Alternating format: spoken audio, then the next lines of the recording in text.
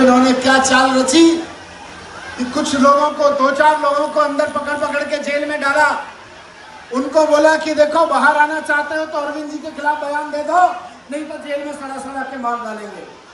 उनमें से किसी एक आदमी ने कोई झूठा बयान दे दिया। उस झूठे बयान के आधार पे मुझको, संजय सिंह को और अरविंद केजरीवाल जी को जेल में डाल दिया। लेकिन सुप्रीम कोर्ट ने कह दिया कि इन बयानों से कुछ नहीं होता है, ये तो जब ट्रायल चलेगा तो 2 मिनट में खत्म हो जाएंगे, दो सवाल नहीं झेल पाएगा तुम्हारा। इसका ये क्यों नीरज, इसका साउंड बढ़ाओ थोड़ा सा। कारण भ्रष्टाचार नहीं था कि मुझे जेल में डाला, केजरीवाल जी को जेल में डाला, संजय भाई को जेल में डाला। कारण था परेशान करना, कारण था दिल्ली के काम रोकना। 17 महीने अंदर जेल में रखा।